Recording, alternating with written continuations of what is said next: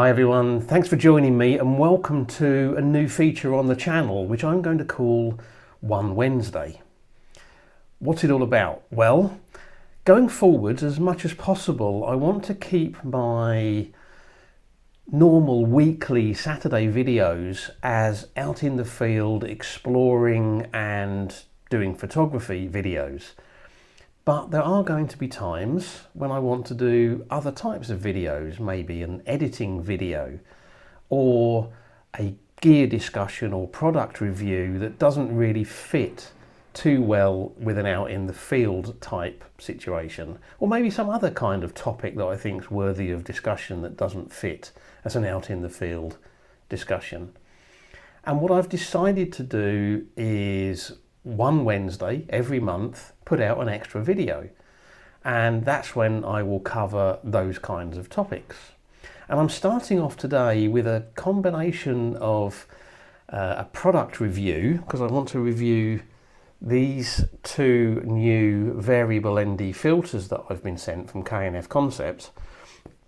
But I also wanted to answer some questions that have come up on some previous videos I've done about filters. In terms of, are variable ND filters a good choice for people to make, and under what circumstances? Oh, and at the very end of this video, I'm putting in a little sneak peek of what's coming up in the next couple of out in the field videos. So make sure you stick around for that. I hope you'll enjoy this video. If you do, and you're new here, don't forget to hit subscribe before you go.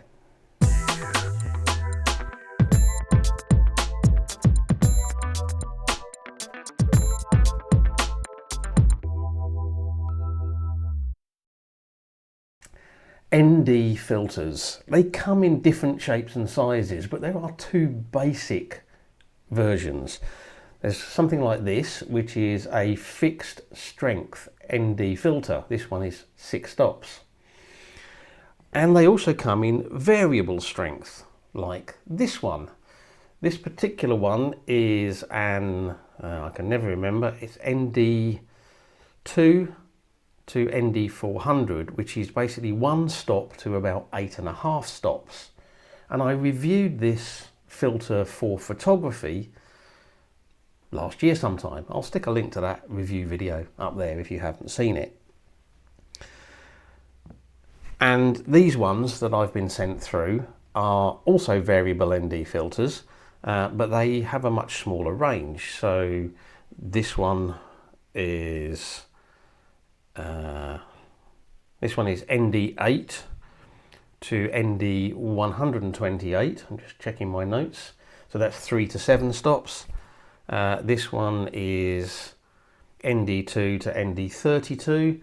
So that is 1 to 5 stops. Variable ND filters definitely have some advantages. I mean, this one filter covers a whole range of stops. So you only need to take one filter with you. You can stick it on the camera and you can just leave it. And if you want to do that, that's a great solution. There are some disadvantages to variable ND filters.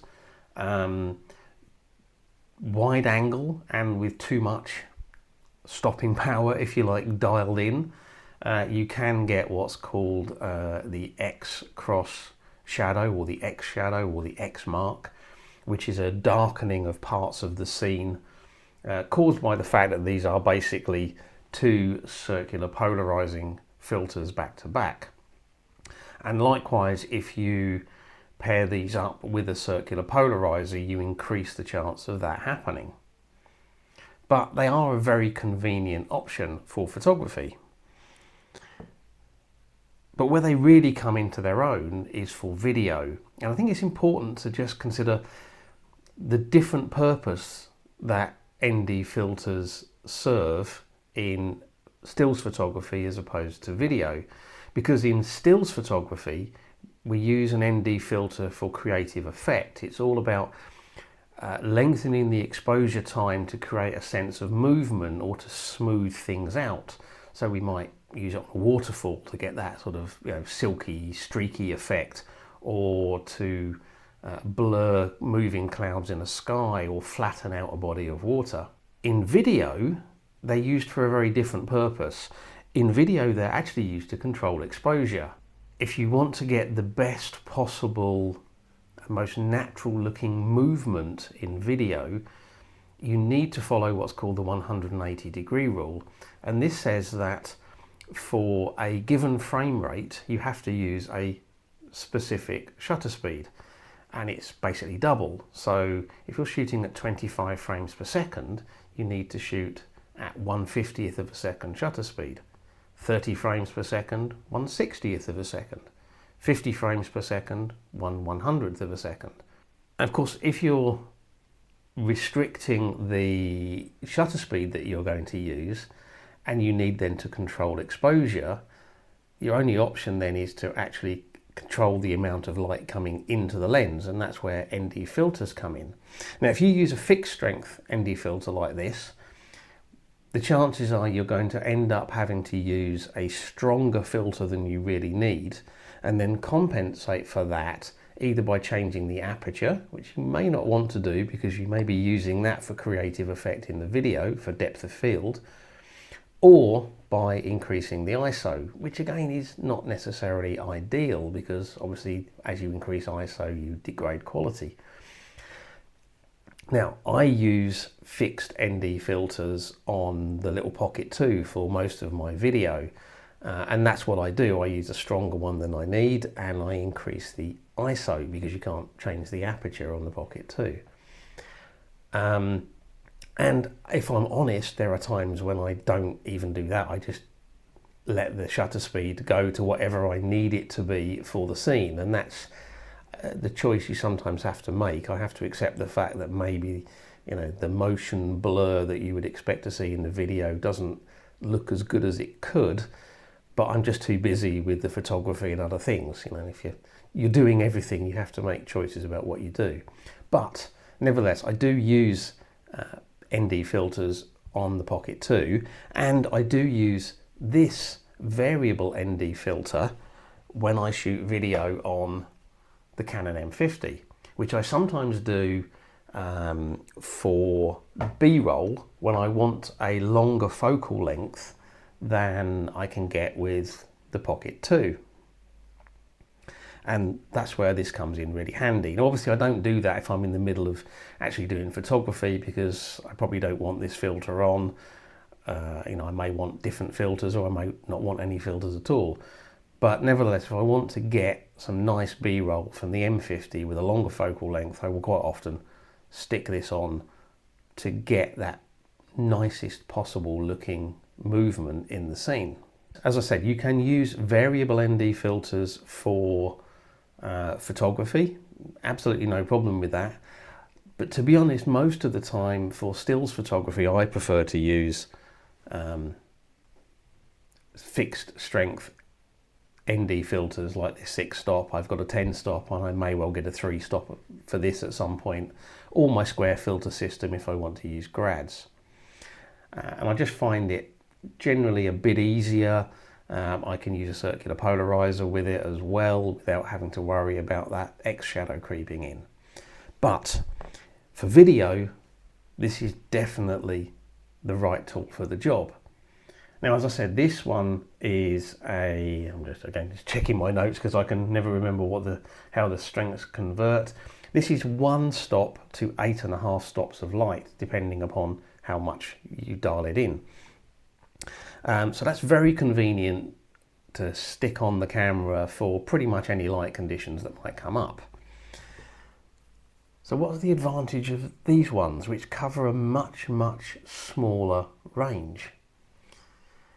Well, the simple answer is these offer much, much more fine control. When you are putting an variable ND filter on the camera for video purposes, you're basically just using that to control the exposure. So if the exposure is too bright with the settings that you've got, you just darken it with this, or if it's too dark, you brighten it with this. Very simple. But variable ND filter's range of movement is actually quite small. It's probably, well, it's less than 1/4 of a turn, maybe 1/5 of a turn. So considering how big a difference there is in the number of stops and how much light this is blocking between its minimum and maximum, a very, very small movement makes a very, very big difference. Now these ones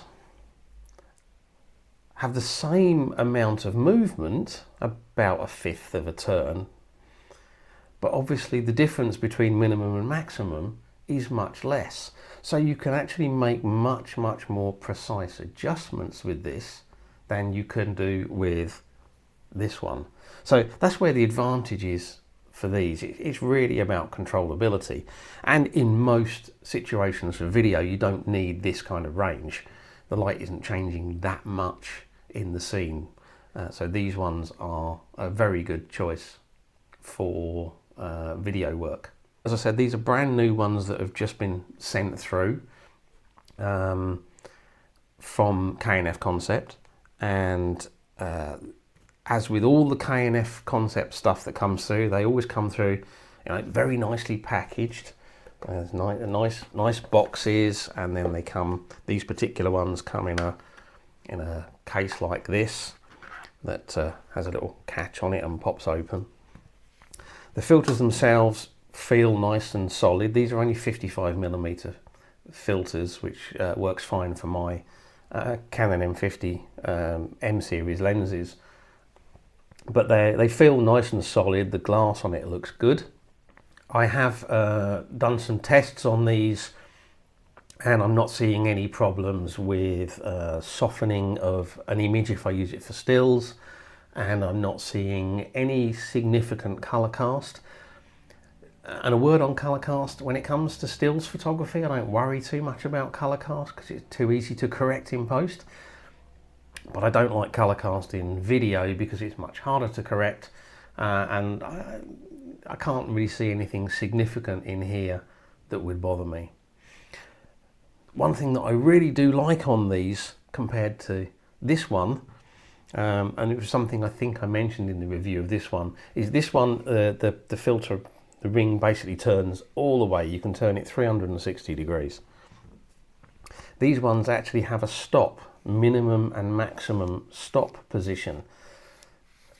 So it's actually much easier to know when you are going, or when you've reached the limits of the filter. Whereas this one, it's easy to dial it too far, and that's actually when you run much more of a risk of getting that X shadow in. A word on both of these. They advertise them as no X cross shadow, but if you shoot wide angle with these, particularly in bright light and particularly depending on the direction of the light, you will still get it wide angle, and you know, with the effect dialed in as far as it will go. It's not too bad, but you will still get it. So you do have to still watch out for that. And as I said, if you put a circular polarizer in the mix as well, it's going to become even more of a problem to deal with.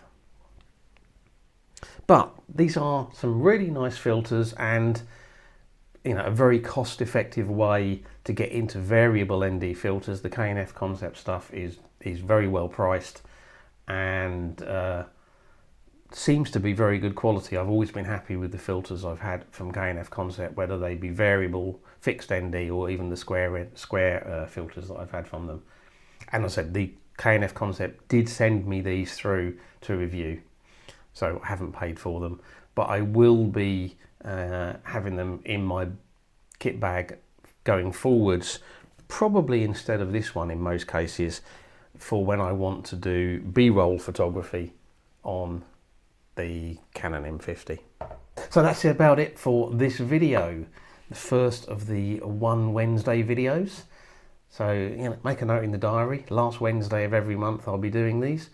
And of course, make sure you tune in for my normal Saturday in the field videos coming up. And just a reminder, there is a sneak peek of the next couple of weeks right at the end of this video. But I hope you've enjoyed this one. If you have, please give it a like, share it on social media. Leave me some comments if you've got questions or anything else about these filters. That's great. And as always, I really appreciate you taking the time to watch, so thank you very much. And until the next video, bye. What would basically have been where the river comes in is there's a load of ducks in the water down there. On the little ledge here, I've got my 11-22 lens on and I've got a circular polarizer on. I've got a scene here, which if I can avoid lens flare, not entirely sure it's going to work, but always worth a try. Little middle cloud, very little low level cloud. I guess this kind of calls into, some of my frustration with some of the things I see here. If a thing's worth doing, it's worth overdoing.